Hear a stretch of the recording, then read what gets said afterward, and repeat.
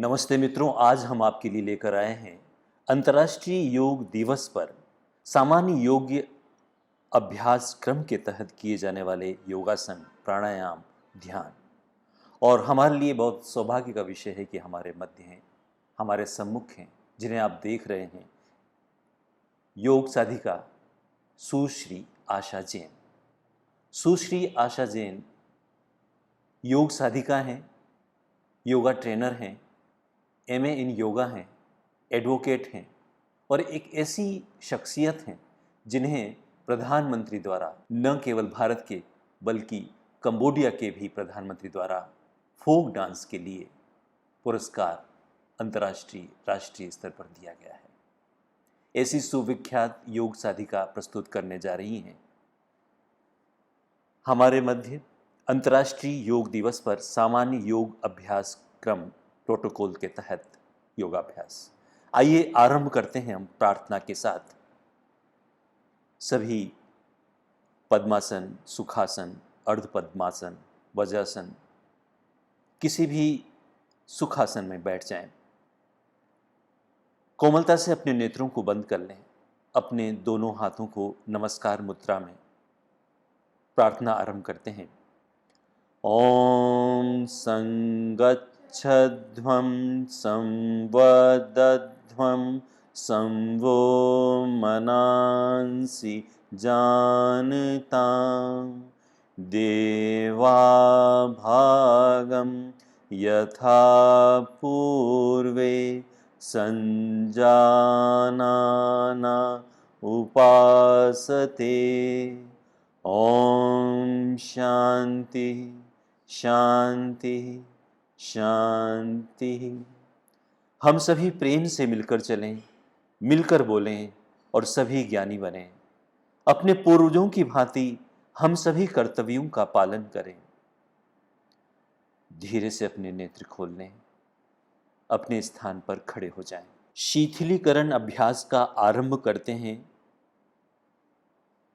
ग्रीवाचालन के साथ। आगे तथा पीछे की ओर झुकने की क्रिया के साथ पैर में 2-3 इंच का अंतर रखना है। हाथों को शरीर के बगल में सीधा रखना है और अब हाथों को कमर पर रखें। श्वास को बाहर निकालते हुए सिर को धीरे धीरे आगे की ओर झुकाएं और ठुड्डी को वक्ष पर स्पर्श कराने की कोशिश करें। श्वास लेते हुए सिर को जितना पीछे ले जा सकते हैं पीछे ले जाएं।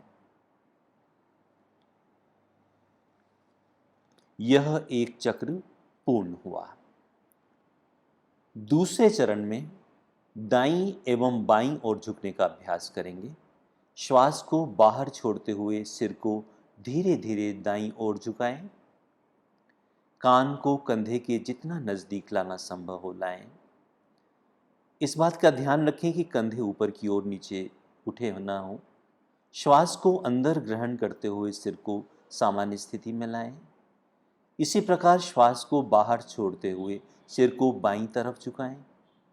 श्वास को अंदर ग्रहण करते हुए सिर को सीधे ले आएं।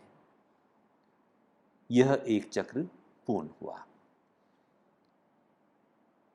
ग्रीवाचालन के तीसरे चरण में हम दाएं एवं बाएं गर्दन को घुमाएंगे। पहले सिर को सीधा रखें। श्वास को बाहर छोड़ते हुए सिर को आराम से दाईं ओर घुमाएं, जिससे ठुड्डी और कंधे एक सीध में हो जाएं। श्वास को अंदर लेते हुए सिर को सामान्य स्थिति में लाएं। इसी प्रकार श्वास को बाहर छोड़ते हुए सिर को बाईं ओर घुमाएं।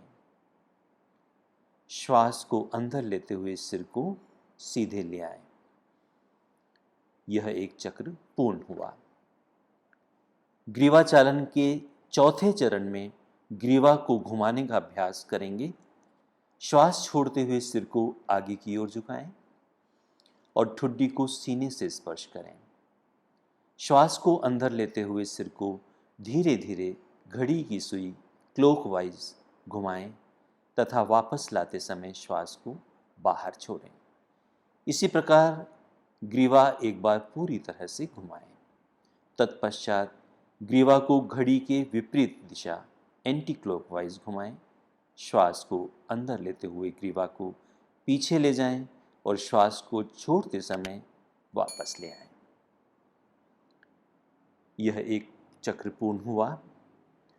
अगला हम स्कंध संचालन करेंगे।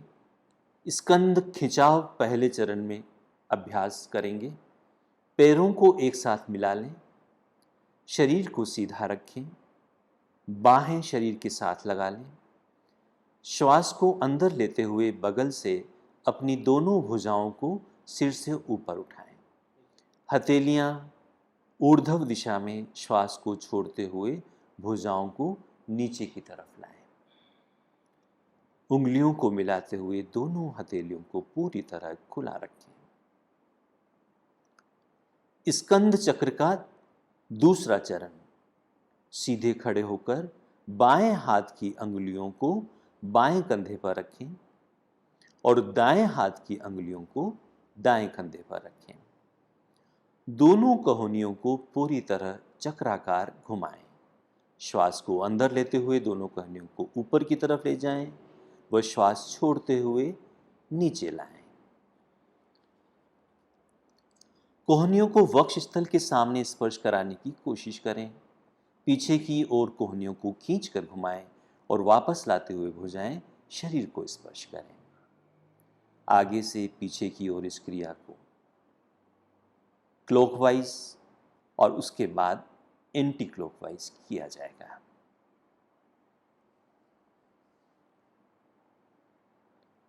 अगला कटी चालन का अभ्यास करेंगे।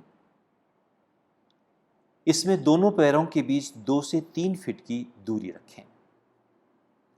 दोनों भुजाओं को कंधों की सीध तक उठा लें। दोनों हथेलियां समानांतर स्थिति में एक दूसरे के आमने सामने हों।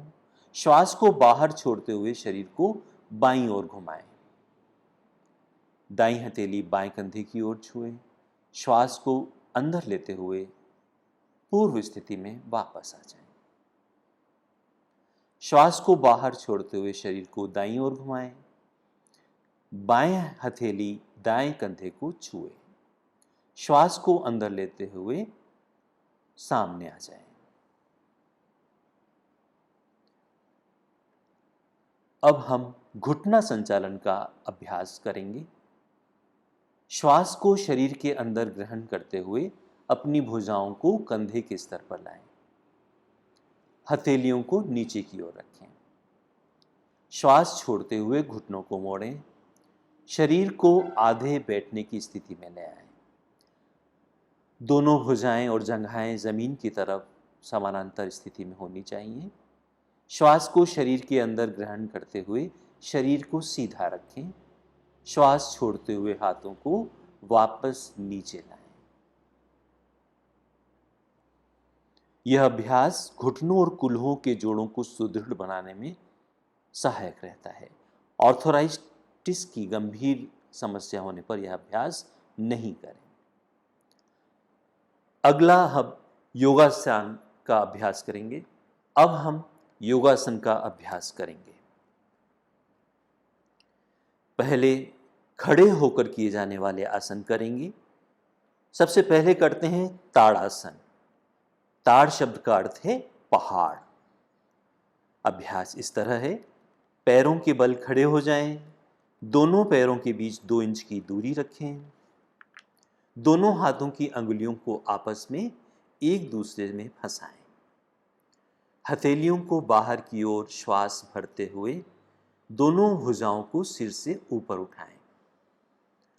भुजाओं को ऊपर ले जाने के साथ पैर की एड़ियों को जमीन से ऊपर उठाएं और पैर की अंगुलियों पर अपना संतुलन बनाएं। 10 से 30 सेकंड रुकना है। एड़ियों को वापस जमीन पर ले आएं। श्वास को छोड़ते हुए हाथ की अंगुलियों को अलग अलग करें। भुजाओं को वापस लाएं। इस आसन से शरीर में स्थिरता आती है। मेरुदंड से संबंधित नाड़ियों के रक्त संचय को ठीक करने में सहायता मिलती है। अगला आसन है वृक्षासन। वृक्ष शब्द का अर्थ है पेड़। इसके अभ्यास में दोनों पैरों में 2 इंच का अंतर रखना है। आंखों के सामने किसी बिंदु पर ध्यान केंद्रित करें। श्वास को शरीर के बाहर छोड़ते हुए दाएं पैर को पकड़कर और उसके पंजे को बाएं पैर की अंदरूनी जांघ पर रखें। एड़ी मूलाधार क्षेत्र से मिली हो। श्वास को शरीर के अंदर लेते हुए दोनों हाथों को ऊपर की ओर ले जाकर दोनों हथेलियों को नमस्कार मुद्रा में जोड़ें। 10 से 30 सेकंड तक रहें। सामान्य श्वास लेते रहें। श्वास को शरीर के बाहर छोड़ते हुए हाथों को नीचे लाएं। पैर को पूर्व अवस्था में वापस लेकर आएं। शरीर को शिथिल रखते हुए यह आसन अब बाएं पैर से करेंगे। इस आसन से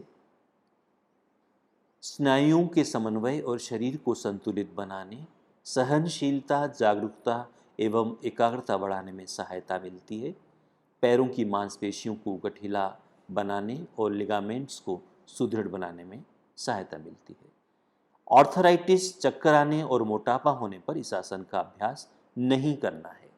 अगला आसन है पाद हस्तासन। पाद हस्तासन का अर्थ है पाद अर्थात पैर, हस्त अर्थात हाथ। दोनों पैरों में 2 इंच का अंतर रखते हुए खड़े रहेंगे। धीरे धीरे श्वास को शरीर के अंदर खींचते हुए हाथों को ऊपर की ओर ले जाएंगे। कटिभाग से शरीर को ऊपर की ओर ले जाएं। श्वास छोड़ते हुए आगे की ओर झुकें। हथेलियां जमीन को स्पर्श न करें। कमर को खींचते हुए जितना संभव हो सीधा रखने का अभ्यास करें। सामान्य श्वास प्रश्वास के साथ इस शारीरिक स्थिति में 10 से 30 सेकंड तक रुकें। श्वास को भरते हुए धीरे धीरे हाथों को सिर के ऊपर खींच कर रखें। श्वास को शरीर के बाहर छोड़ते हुए धीरे धीरे विपरीत क्रम से सामान्य अवस्था में वापस आ जाएं। इस आसन से मेरुदंड को लचीला बनाने में सहायता मिलती है। जठराग्नि प्रदीप्त होती है। कब्ज तथा मासिक धर्म से संबंधित समस्याओं से बचा जा सकता है। हृदय तथा डिस्क संबंधी विकार, उदर शोथ, हर्निया, अल्सर, मायोपिया, चक्कर संबंधी रोग, ग्लूकोमा और गर्भावस्था के समय इस आसन को नहीं करना है। अगला आसन है अर्ध चक्रासन। अर्ध शब्द का अर्थ है आधा तथा चक्र अर्थ का अर्थ है पहिया। दोनों हाथों की अंगुलियों से कमर को बगल से पकड़ें। कोहनियों को समानांतर रखने का प्रयास करें। सिर को पीछे की ओर झुकाते हुए ग्रीवा को मांसपेशियों को खींचना। श्वास लेते हुए कटिभाग से पीछे की ओर झुकें। श्वास को बाहर छोड़ते हुए शिथिल होना। 10 से 30 सेकंड तक रुकें। सामान्य श्वास लेते रहें। श्वास अंदर लेते हुए धीरे धीरे सीधे हो जाएं। इस आसन के अभ्यास से मेरुदंड लचीला बनता है। मेरुदंड से संबंधित नाड़ियां मजबूत होती हैं। कमर की मांसपेशियों को मजबूती मिलती है। श्वसन क्षमता बढ़ती है। सर्वाइकल स्पॉन्डिलाइसिस में यह लाभकारी है। यदि चक्कर आते हों तो यह आसन, ब्लड प्रेशर हाई रहता हो तो यह आसन नहीं करना है। अगला आसन है त्रिकोणासन। त्रिकोणासन शब्द का अर्थ है त्रि अर्थात 3 कोणों वाला आसन। इसके अभ्यास में दोनों पैरों को 3 फुट तक फैला लें। आराम से खड़े हो जाएं। दोनों हाथों को बगल से कंधों के स्तर तक धीरे धीरे ऊपर उठाएं। दाएं पैर के पंजे को दाईं तरफ मोड़ें। श्वास को शरीर से बाहर छोड़ते हुए धीरे धीरे बाईं तरफ झुकें। झुकने के बाद दाएं हाथ दाएं पैर के ठीक पीछे की ओर रखें। बाएं हाथ को सीधे ऊपर की ओर रखें।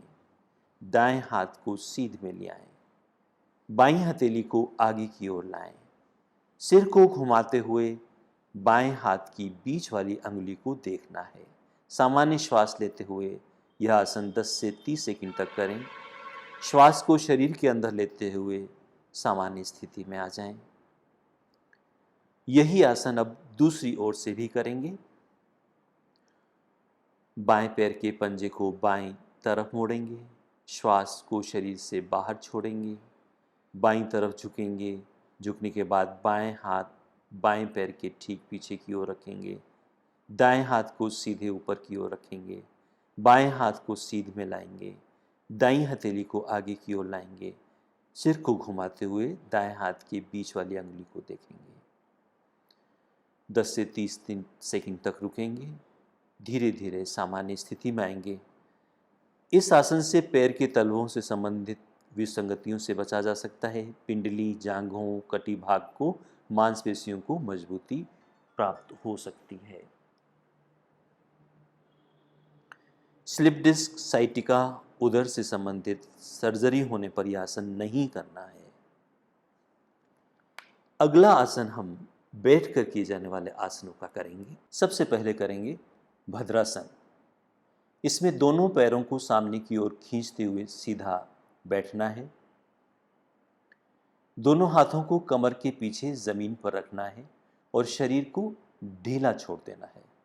यह आसन करते वक्त ध्यान रखें, पुराने और अत्यधिक पीड़ा देने वाले ऑर्थराइटिस और साइटिका से ग्रसित व्यक्ति इस अभ्यास को नहीं करें। दोनों पैरों को सामने फैलाने के बाद दोनों हाथों को नितंब के पास रखें। हथेलियां जमीन पर होनी चाहिए। यह स्थिति दंडासन कहलाती है। अब दोनों पैरों के तलवों को पास पास ले आएं। श्वास बाहर छोड़ते हुए पैरों की अंगुलियों को हाथों से पकड़कर ढक दें। श्वास भरते हुए एड़ियों को मूलाधार क्षेत्र के जितना नजदीक हो सके ले आएं। यदि आपकी जंघाएं जमीन से नहीं लगी हों तो सहारे के लिए घुटनों के नीचे एक मुलायम तकिया रख सकते हैं। 10 से 30 सेकंड रुकना है। इस आसन से यह लाभ होता है कि हमारा शरीर दृढ़ रहेगा, मस्तिष्क को स्थिरता मिलेगी, घुटने और नितंब के जोड़ों को स्वस्थ रखने में सहायता मिलेगी।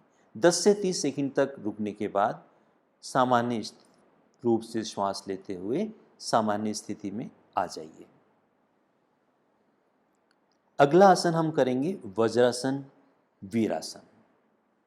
इसमें दंडासन की स्थिति में आ जाएं, दोनों पैरों को फैलाकर बैठ जाएं, हाथ शरीर के बगल में हों, हथेलियां जमीन पर हों, अंगुलियां सामने की दिशा की ओर इशारा करती हुई हों। ध्यान रखना है कि बवासीर के मरीज इस आसन से परहेज रखें। घुटने दर्द और एड़ियों के चोट से ग्रसित व्यक्ति भी इस आसन को नहीं करें। दाहिने पैर को घुटने से मोड़ लें, पंजों को नितंब के नीचे दबाकर बैठ जाएं। इसी तरह बाएं पैर को भी घुटने से मोड़ लें। ऐसे बैठें कि पंजे बाएं नितंब के नीचे हों। पैर का अंगूठा मिला रहेगा, एड़ी फैली रहेगी। नितंब एड़ियों के ऊपर होने चाहिए। बाएं हाथ को क्रमशः बाएं और दाएं हाथ को दाहिने घुटने पर रखें। मेरुदंड को सीधा रखें और सामने की ओर देखते रहें या आंखें बंद कर सकते हैं। फिर से पहले की स्थिति में आने के लिए दाहिनी ओर थोड़ा झुककर अपने बाएं पैर को निकालें और उसे सीधा करें। इसी तरह दाहिने पैर को निकालकर उसे सीधा करें। इस आसन से जांघ और पिंडली की मांसपेशियां मजबूत होती हैं। पाचन शक्ति बढ़ाने में यह आसन सहायक होता है। अब हम करेंगे अर्ध उष्ट्रासन। इसमें हम विश्राम स्थिति में बैठेंगे और पुनः दंडासन की स्थिति में आ जाएंगे। हर्निया और उदर संबंधी गंभीर व्याधि वाले, आर्थराइटिस, चक्कर आने के समय इस आसन को नहीं करना है। अब पैरों को मोड़ते हुए वज्रासन में बैठ जाइए। घुटनों पर खड़े हो जाइए। हाथों को नितंब पर रख लीजिए, अंगुलियां जमीन की ओर हों। कोहनियों एवं कंधों को समानांतर रखिए। सिर को पीछे की ओर झुकाते हुए ग्रीवा की मांसपेशियां खींचिए। श्वास अंदर खींचें, धड़ को जितना संभव हो झुका लें। श्वास बाहर छोड़ते हुए शिथिल हो जाएं। जांघों को जमीन से लंबवत करें। श्वास लेते हुए 10 से 30 सेकंड रहते हुए श्वास भीतर लेते हुए सामान्य अवस्था में आ जाएं। वज्रासन में बैठ जाइए। इस आसन से पीठ और गर्दन की मांसपेशियां मजबूत होती हैं, कब्ज और पीठ दर्द से मुक्ति मिलती है। अगला आसन हम करेंगे उष्ट्रासन। उष्ट्रासन में वज्रासन मुद्रा में हमें बैठना है। हृदय रोगी, हर्निया के मरीजों को यह आसन नहीं करना है। वज्रासन मुद्रा में बैठने के बाद घुटनों और पंजों के बीच कुछ इंच की दूरी रखते हुए घुटनों के बल खड़े हो जाइए। श्वास लेते हुए पीछे की ओर झुकें। धीरे धीरे दाहिने हाथ से दाहिनी एड़ी और बाएं हाथ से बाईं एड़ी को पकड़ने का प्रयास करें। पीछे झुकते हुए गर्दन को झटका न लगे। अंतिम स्थिति में जांघ को जमीन से लंबवत रखते हुए सिर को हल्का सा पीछे की ओर खींच लीजिए। पूरे शरीर का भार बराबर रूप से अपनी भुजाओं और पैरों पर हो। 10 से 30 सेकंड तक रुके रहें। श्वास अंदर लेते हुए सामान्य स्थिति में आ जाइए। वज्रासन मुद्रा में बैठ जाइए। इससे दृष्टि दोष में बहुत लाभ मिलता है। पीठ और गले के दर्द में आराम मिलता है।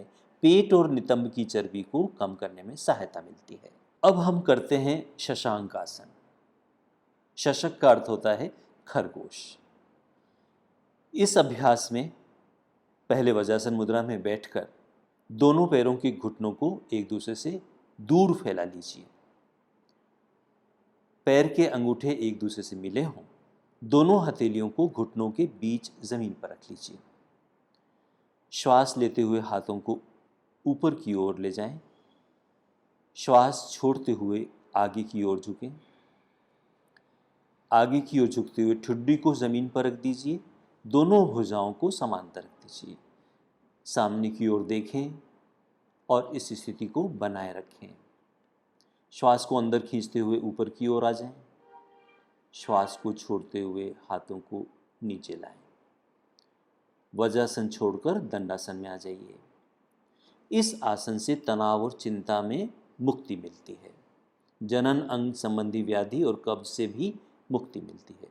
अधिक पीठ दर्द हो तो यह अभ्यास नहीं करें। घुटनों से संबंधित ऑस्टियोआर्थराइटिस से पीड़ित व्यक्तियों को यह आसन नहीं करना है। अगला आसन हम करते हैं उत्तान मंडूकासन। ऊर्ध्व दिशा में मेंढक जैसा। पहले वज्रासन में बैठ जाइए। इस आसन को करते वक्त सावधानियों में घुटनों व जोड़ों के दर्द से पीड़ित व्यक्तियों को इस आसन को नहीं करना है। वज्रासन में बैठने के बाद अंगूठों को सटाते हुए दोनों घुटनों को जितना अधिक हो सके फैला लीजिए। अपने दाएं हाथ को उठाइए। उसे कोहनी से मोड़ते हुए पीछे ले जाइए। बाएं कंधे से नीचे की ओर रख लीजिए। इसी प्रकार बाएं हाथ का उपयोग करते हुए अपनी हथेली को ऊपर ले जाइए। दाएं कंधे के नीचे की ओर रख लीजिए। कुछ देर तक इसी स्थिति में रुके रहिए। यह आसन पीठ दर्द और ग्रीवा की तकलीफ से छुटकारा दिलाता है। यह आसन शरीर के उदरीय गति को लाभदायक देता है। यह फेफड़े की कार्यक्षमता को भी बढ़ाता है। कुछ देर इस स्थिति में रहने के बाद इसे हम विपरीत क्रम में करेंगे। सामान्य स्थिति में आ जाइए। अब अपने बाएं हाथ को उठाइए। उसे कोहनी से मोड़ते हुए पीछे ले जाइए। दाएं कंधे से नीचे की ओर रख लीजिए। अब दाएं हाथ का उपयोग करते हुए अपनी हथेली को ऊपर ले जाइए और बाएं कंधे के नीचे की ओर रख लीजिए। कुछ देर इसी स्थिति में रुके रहिए। अब विश्राम अवस्था में विश्राम करिए। अगला आसन है वक्रासन। वक्र शब्द का अर्थ है घुमाव। इसमें हमें दंडासन की स्थिति में बैठना है। अधिक पीठ दर्द, वर्टिब्रल व डिस्क डिसऑर्डर की स्थिति में यह अभ्यास नहीं करना है। उदर की सर्जरी के बाद मासिक धर्म के दिनों में इस आसन को नहीं करना है। सबसे पहले दाएं पैर को मोड़ते हुए उसके पंजे को बाएं घुटने के बगल में रखें। बाएं हाथ को दाएं घुटने के पास लाएं और दाएं पैर के अंगूठे को पकड़ लें।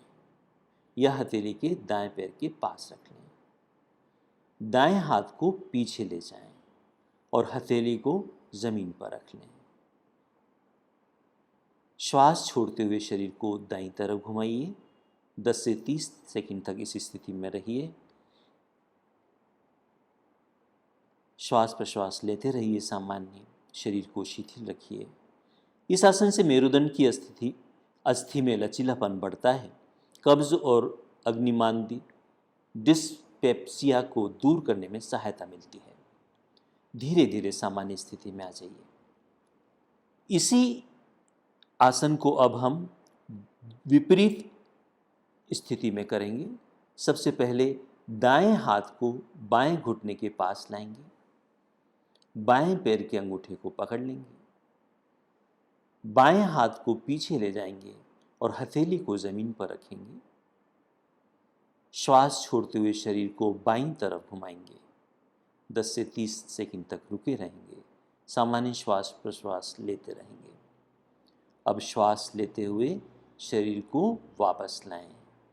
श्वास छोड़ते हुए शिथिल हो जाएं। सबसे पहले मकर आसन। संस्कृत में मकर शब्द का अर्थ होता है मगर या घड़ियाल। यह आसन करते वक्त गर्भावस्था और कंधों की जकड़न में ग्रसित लोगों को यह आसन नहीं करना है। पेट के बल लेट गए हैं। अब पैरों को एक दूसरे से दूर फैला लेंगे। पैर पंजों को बाहर की ओर रखेंगे। दोनों हाथों को मोड़ते हुए बाईं हथेली पर दाईं हथेली रखेंगे। फिर सिर को दाएं एवं बाएं दिशा में अपने हाथों पर रखेंगे। आंखें धीरे धीरे बंद करेंगे। पूरे शरीर को शिथिल होने देंगे। यह स्थिति मकर आसन कहलाती है। इससे शरीर को शिथिल प्रदान करने में लाभदायकता रहती है। इससे शरीर को शिथिल करने में सहायता मिलती है। पीठ संबंधी समस्याएं दूर होती हैं। तनाव चिंता भी दूर होती है। सामान्य स्थिति में आ जाएं। अब हम करते हैं भुजंगासन। जिन लोगों की पेट संबंधी सर्जरी हुई है उन्हें 2-3 महीने तक यह आसन नहीं करना है। हर्निया अल्सर से पीड़ित व्यक्तियों को यह आसन नहीं करना है।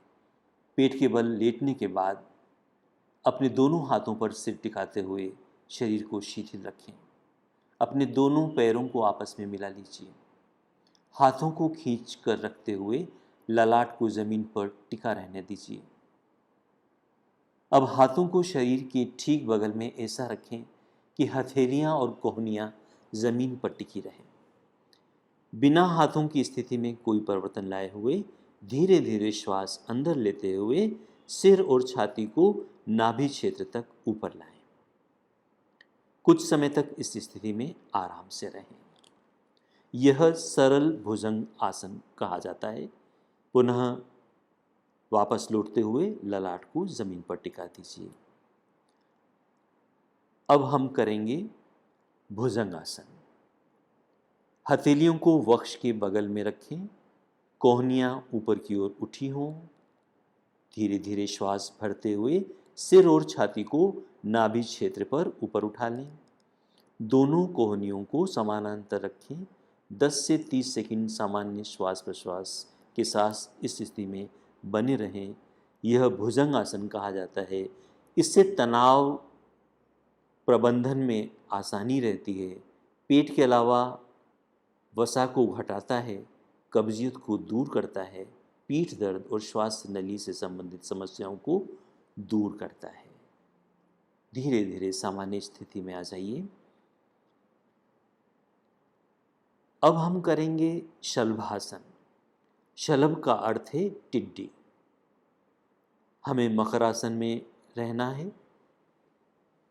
ठुड्डी को जमीन पर टिकाकर दोनों हाथों को शरीर के बगल में रख लीजिए। हथेलियां ऊपर की ओर होनी चाहिए।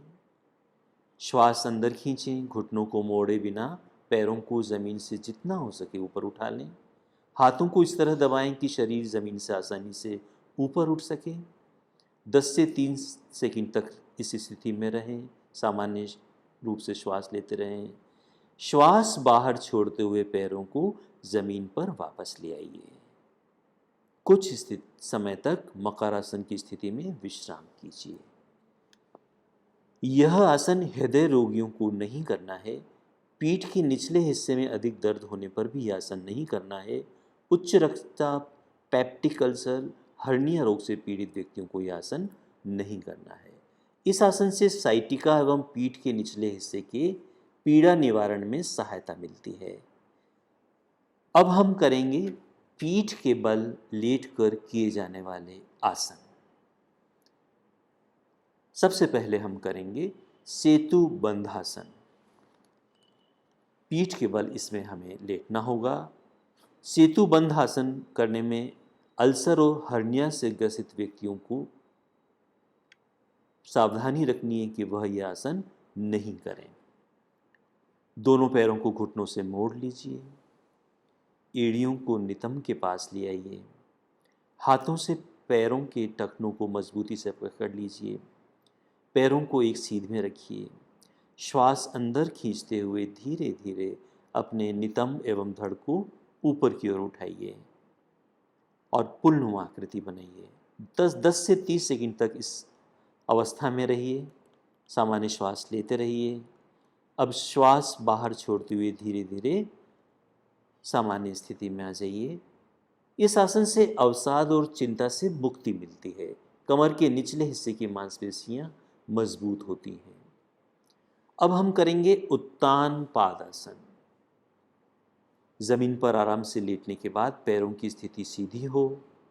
हाथों को बगल में रखें। श्वास लेते हुए घुटनों को बिना मोड़े धीरे धीरे अपने दोनों पैरों को ऊपर उठाइए और ज़मीन से 30 डिग्री का कोण बना लीजिए। सामान्य रूप से श्वास लेते हुए 10 से 30 सेकंड तक बने रहें। श्वास छोड़ते हुए धीरे धीरे अपने दोनों पैरों को नीचे लाएं और ज़मीन पर रखें। शवासन में विश्राम करें।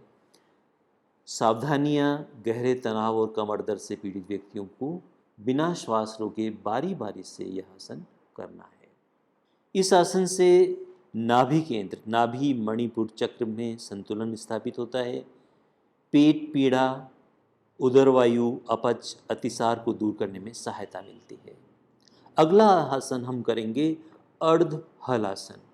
अर्ध का अर्थ है आधा और हल का अर्थ है खेत जोतने वाला हल। इस आसन में पीठ के निचले हिस्से के दर्द वाले व्यक्तियों को दोनों पैरों की सहायता से यह आसन नहीं करना होगा। उदर में जख्म, हर्निया आदि से पीड़ित व्यक्तियों को यह आसन नहीं करना है। पीठ के बल लेट जाएं। दोनों हाथ शरीर के बगल में रखें। हथेलियां जमीन पर हों।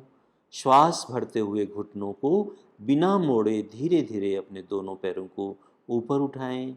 जमीन से 90 डिग्री का कोण बनाएं। नितंब से कंधे की स्थिति खींची रहेगी।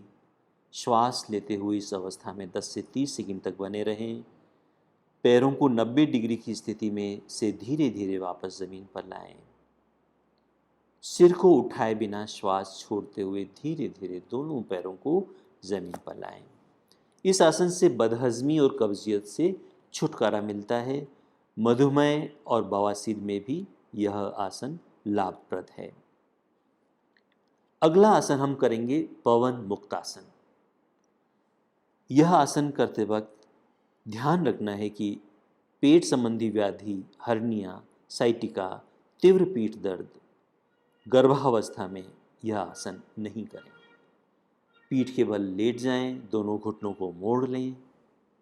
श्वास छोड़ते हुए दोनों घुटनों को अपने वक्ष स्थल के ऊपर ले जाएं। श्वास भरते हुए दोनों हाथों की अंगुलियों को आपस में गूंथते हुए पैरों को पकड़ लें। श्वास बाहर छोड़ते हुए सिर को तब तक ऊपर उठाएं जब तक कि ठुड्डी घुटनों से नहीं लग जाए। कुछ देर इसी स्थिति में रुकें। श्वास लेते समय सिर को वापस ज़मीन पर ले आएं। श्वास बाहर छोड़ते समय पैर को ज़मीन पर ले आएं। इस आसन से कब्जियत दूर होती है, वात से राहत मिलती है, पेट के फैलाव को कम करने में सहायता मिलती है, पाचन क्रिया अच्छी रहती है। अगला आसन है शवासन। शब्द शब्द का अर्थ है मृतदेह। पीठ के बल लेटकर हाथों और पैरों को आरामदायक स्थिति में फैला लीजिए। आंखें बंद रखिए। पूरे शरीर को अचेतन अवस्था में शिथिल छोड़ दीजिए। सामान्य श्वास प्रश्वास की प्रक्रिया पर ध्यान केंद्रित कीजिए। इस अवस्था में तब तक रहिए जब तक पूर्ण विश्रांति एवं चित्त शांत न हो जाए। सभी प्रकार के तनावों से यह आसन करने से मुक्ति मिलती है। शरीर और मस्तिष्क दोनों को आराम मिलता है।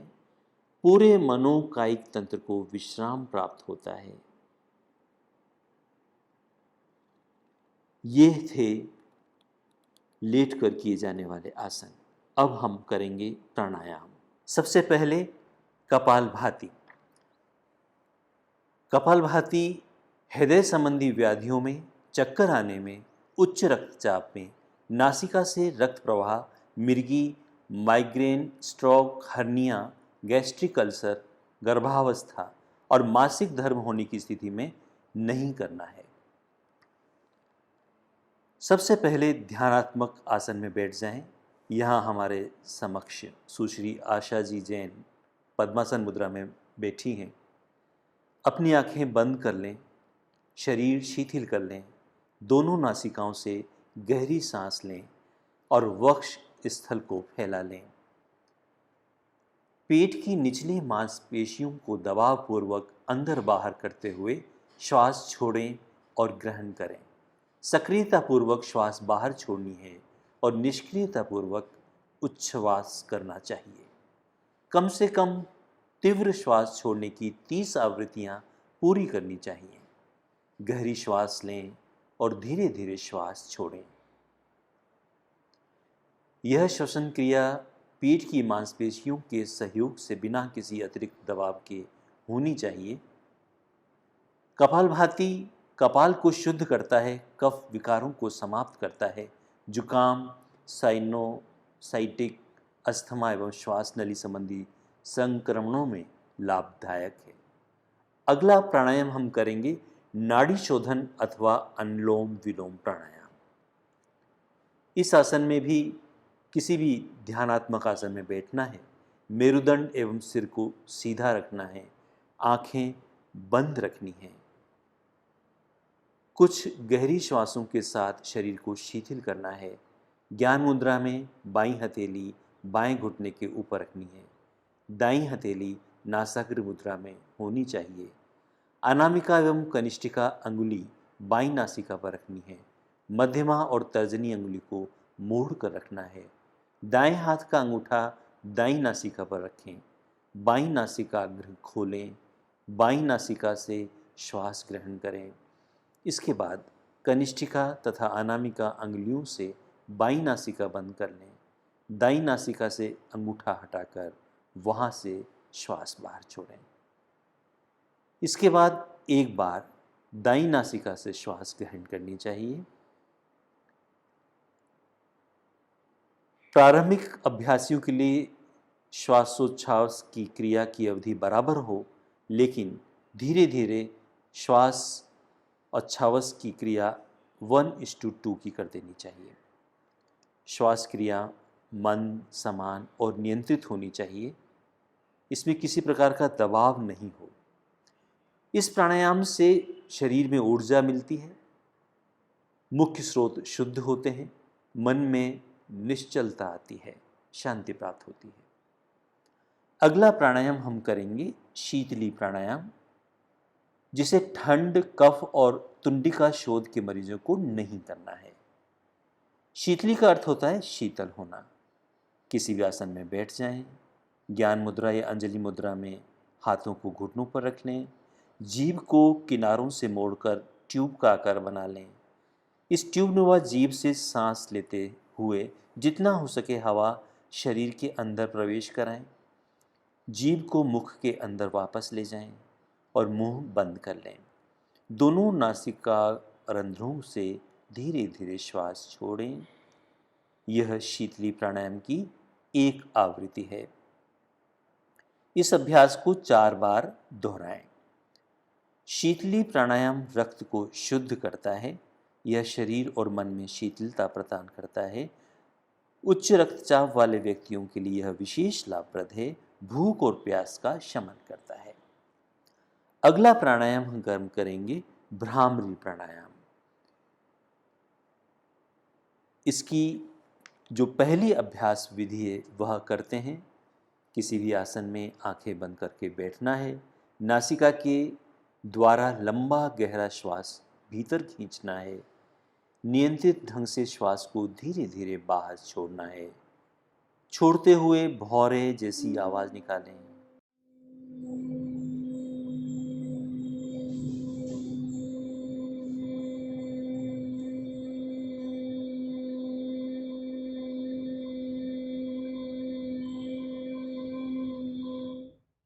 इस प्रकार एक चक्र पूर्ण हुआ।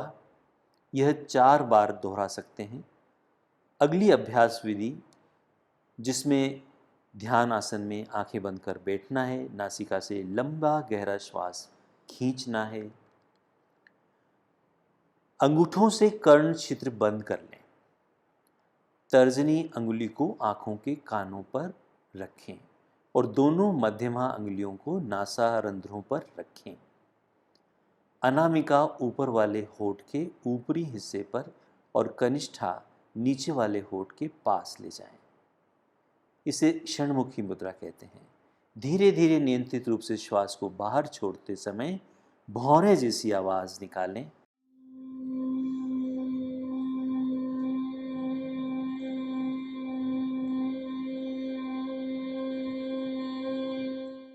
इस प्रकार यह एक चक्र पूर्ण हुआ। इसे 4 बार दोहरा सकते हैं। नाक और कान में यदि संक्रमण हो तो यह आसन न करें। इस प्राणायाम से चिंता, क्रोध और अति सक्रियता को घटाने में मदद मिलती है।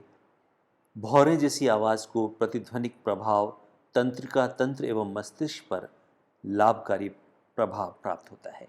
आइए अब हम करते हैं ध्यान। कोई भी ध्यानात्मक आसन लगा दें। अर्धपदासन, पदासन। मेरुदंड को बिना किसी प्रकार का कष्ट दिए सीधा रखें। ध्यान मुद्रा धारण करें। हाथ एवं कंधों को ढीला रखें, शिथिल कर दें। आंखें बंद कर लें। मुख को थोड़ा ऊपर की ओर उठा लें।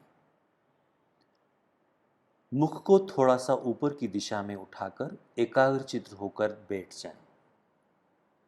बिना किसी पर विशेष ध्यान केंद्रित किए केवल अपनी भौं के बीच हल्का सा ध्यान केंद्रित करें और अपनी आती जाती श्वासों को महसूस करें और अपनी आती जाती श्वासों को महसूस करें। पूर्व विचारों को छोड़ने का प्रयास करें। पवित्र व निर्मल विचार मन में लाने का प्रयास करें। इस स्थिति में ध्यान लगाकर कुछ समय तक बैठे रहें।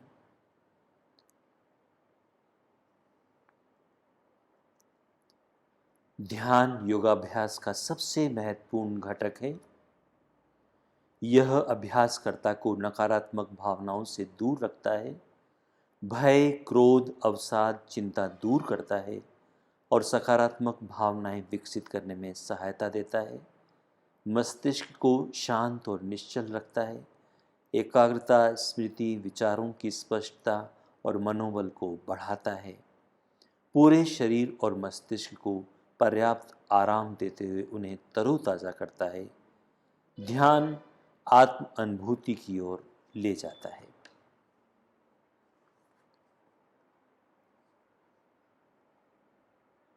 ध्यान के पश्चात आइए योग सत्र का समापन करते हैं संकल्प के साथ। हमें अपने मन को हमेशा संतुलित रखना है। इसमें ही हमारा आत्मविकास समाया है। मैं अपने कर्तव्य, स्वयं के प्रति, कुटुंब के प्रति, कार्य, समाज और विश्व के प्रति शांति, आनंद और स्वास्थ्य के प्रचार के लिए प्रतिबद्ध हूँ। मैं संकल्प लेता हूँ कि सर्वदा अपनी सोच में संतुलन बनाए रखूँगा। ऐसी मनः स्थिति मेरे उच्चतम आत्मविकास की असीम संभावनाएं प्रदान करती है। मैं अपने कर्तव्य निर्वाह के प्रति, कुटुंब और कार्य के प्रति तथा समाज व समूचे विश्व में शांति, स्वास्थ्य और सौहार्द के प्रसार के प्रति कृत संकल्प हूँ। ओम सर्वे भवन्तु सुखिनः, सर्वे सन्तु निरामयाः, सर्वे भद्राणि पश्यन्तु, मा कश्चित् दुःखभाग् भवेत्। ओम शांतिः शांतिः शांतिः। सब सुखी हों, सब निरोग हों, सब निरामय हों, सबका मंगल हो, कोई दुखी ना हो।